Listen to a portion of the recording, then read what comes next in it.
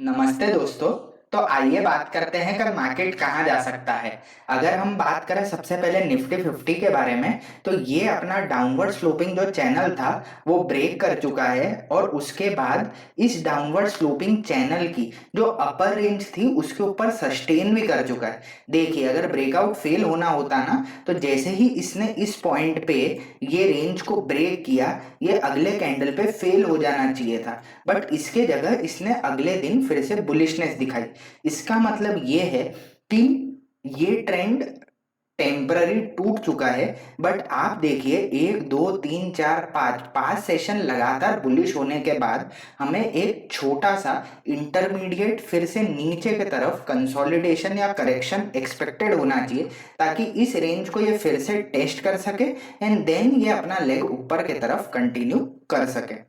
यही बात करें निफ्टी 500 के बारे में, तो सेम निफ्टी 500 के साथ भी यही हुआ है कि जो ये छोटी वाली ट्रेंड लाइन थी इसे ये ब्रेक कर चुका था और सस्टेन किया था। और जैसे कि मैंने बोला था कि सिंस ये सस्टेन कर चुका है तो अब रहेगा तो इसके ऊपर ही।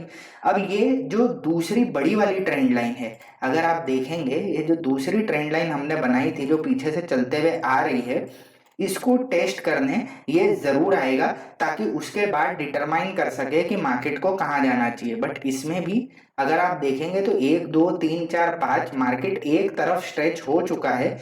हो सकता है मंडे को ऊपर खुल के डायरेक्टली ये यहाँ पे टेस्ट करे एंड देन लेट्स सी क्या हो सकता है। बट जनरली जब भी मार्केट एक डायरेक्शन में 5 दिन से लगातार चढ़ जाता है, उसके बाद या तो वो कंसोलिडेट करता है, थोड़ा सा नीचे करेक्ट होता है एंड देन वापस अपनी जर्नी अप के तरफ शुरू करता है। अब बात करें स्मॉल कैप इंडेक्स की, तो स्मॉल कैप इंडेक्स भी 2% अप था। जैसे कि हमने बताया था कि जैसे ही ये ट्रेंड लाइन तोड़ेगा और उसके बाद सस्टेन करेगा, तो उसके बाद एक दिन ये होल्ड किया और होल्ड करने के बाद फिर से लेग ऊपर लगाने के लिए बढ़ चुका है। अब इमीडिएट अगर देखा जाए तो स्मॉल कैप को रिजेक्शन बहुत जगह से मिलेंगे, क्योंकि सब जगह लोग ट्रैप्ड होंगे। बट जो रिसेंट का पॉइंट है ये अभी भी दूर है, 17,200 से 17,000 के आसपास है, जहां पे इसे कहीं ना कोई सप्लाई मिल सकती है। उसके बाद हम बात करें अगर मिड कैप इंडेक्स की, तो मिड कैप इंडेक्स के साथ भी सेम हुआ कि ये ट्रेंड लाइन के ऊपर सस्टेन किया था और फिर एज ए बुलिश कैंडल बहुत अच्छे से क्लोज कर दिया है। इसका मतलब आने वाले दिन में हम ये एक्सपेक्ट कर सकते हैं कि मिड कैप भी एक अच्छी रैली देगा अप टू 54,500 के आसपास तक, क्योंकि वहीं से लास्ट सेलिंग दिख रही है, जहां पे मार्केट फिर से थोड़ा सा रुक सकता है एंड देन अपना ट्रेंड ऊपर की तरफ कंटिन्यू कर सकता है। अब बात करें अगर बैंक निफ्टी की, तो देखिए बैंक निफ्टी कैसे स्ट्रांगली उस लेवल तक पहुंच गया जहां से रिसेंट सेलिंग आई थी। ठीक है, अब यहाँ पे ये होल्ड कर सकता है, होल्ड करे तो ज्यादा अच्छा है, क्योंकि अगर ये खड़े खड़े चले जाएगा तो उसके बाद करेक्ट होगा तो थोड़ा ज्यादा स्टीप करेक्शन आ सकता है। अब बात करें आईटी इंडेक्स की, देखेंगे तो आईटी इंडेक्स ब्रेकडाउन कर चुका था, इसलिए जहां पे पूरा मार्केट इतना अच्छा अप के तरफ बुलिश रैली दे रहा है, आप आईटी इंडेक्स में देखेंगे तो कुछ भी रैली नहीं दिख रही है। तो यही होता है दोस्तों जब आप खराब सेक्टर या इंडेक्स के स्टॉक्स में फंसते हैं।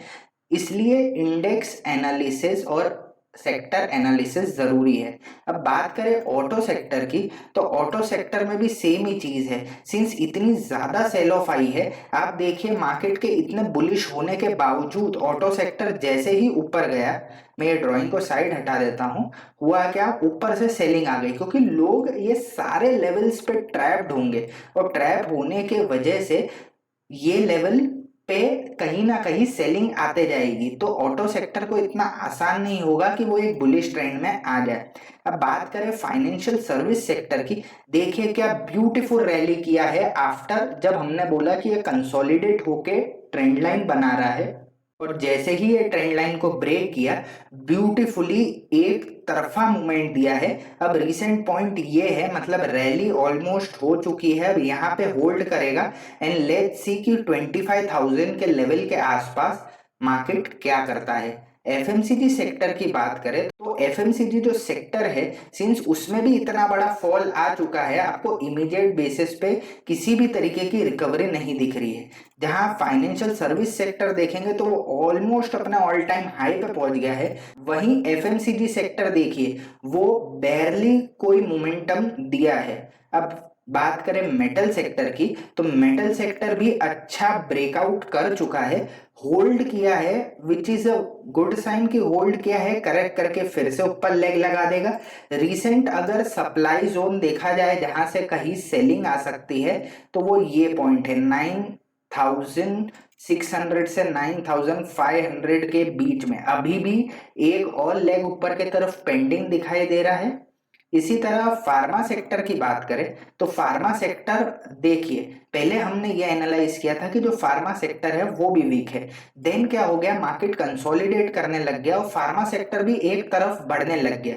तो बाकी सेक्टर में भले हमने सही सोचा हो और सब कुछ किया हो, कुछ कुछ सेक्टर ऐसे भी होंगे जिन्हें आप प्रिडिक्ट नहीं कर पाएंगे, जिन्हें आप ये नहीं समझ पाएंगे कि शायद इसमें भी बाइंग हो सकती है। तो that's part of the game दोस्तों, कि कुछ चीजें सही होगी, कुछ खराब होगी और कुछ एवरेज रहेगी, मतलब न्यूट्रल रहेगी। अब फाइनली बात करें रियल्टी सेक्टर के बारे में, तो रियल्टी सेक्टर की अगर बात करें तो रियल्टी भी सिंस वीक है, अगर आप देखेंगे तो इसमें भी हाई लेवल से सेलिंग आने लग गई, क्योंकि जो भी लोग फंसे हुए होंगे, ट्रैप्ड होंगे, वो अपनी पोजीशन खाली करने को देखेंगे। अब बात करते हैं एडवांस डिक्लाइन रेशियो की, तो सबसे पहले बात करें निफ्टी 50 की, तो green and shades of green represent bullishness, grey represent neutral and red and shades of red represent bearishness. Nifty 50 की बात करें तो मेजॉरिटी न्यूट्रल टू बुलिश दिन ही था, ज्यादा कोई शेयर गिरता हुआ दिखाई नहीं दिया। वही निफ्टी बैंक की बात करें तो सारे के सारे बुलिश और न्यूट्रल थे। इसका मतलब ये है कि बैंक निफ्टी में स्ट्रेंथ आने लग गई है। वहीं मिड कैप 100 की बात करें तो सेम मिड कैप 100 के साथ भी था कि majority of the stocks were positive and neutral. इसका मतलब ये है मिड कैप 100 भी एक बहुत अच्छे ट्रेंड के तरफ बढ़ रहा है। वही स्मॉल कैप 100 की बात करें तो सेम स्मॉल कैप 100 में भी आप बुलिशनेस क्लियरली ऑब्जर्व कर सकते हैं। इसका मतलब यह है कहीं ना कहीं मार्केट में बाइंग हो रही है और थोड़ी बहुत नहीं, अच्छी खासी हो रही है। फाइनली हम बात करते हैं यूएस मार्केट के बारे में, तो S&P 500 अगर आप देखेंगे तो देखिए जैसे ही इसने सपोर्ट ब्रेक किया और नीचे सस्टेन कर लिया, अब एकदम से मार्केट ऊपर नहीं जा पा रहा है, वो यहाँ पे एक बेस बनाने की कोशिश कर रहा है। अब जब तक ये सपोर्ट को नहीं तोड़ेगा, फिर सपोर्ट पे रीटेस्ट ना करे या होल्ड ना करे, तब तक वो ऊपर के रैली नहीं लगा सकता है। अब यही हम बात करें यूएसडी आईएनआर की, तो देखिए ये रेंज ब्रेकआउट करने के बाद अब होना क्या चाहिए था, या तो ये ऊपर के तरफ फेल ब्रेकआउट करके फिर से रेंज में चले जाता। अगर ये होता तो यूएसडी आईएनआर इस रेंज में ट्रेड करते रहता, बट उसके जगह क्या हो गया, ये लोअर लेवल को रीटेस्ट करके यूएसडी आईएनआर ने एक नया लो लगा दिया, which is a very good sign, क्योंकि ये जितना गिरेगा इंडियन करेंसी अप्रिशिएट हो रही है, and that means the money is flowing towards the Indian market, that means a new bull run is on the way. तो आज के लिए बस इतना ही दोस्तों, थैंक यू।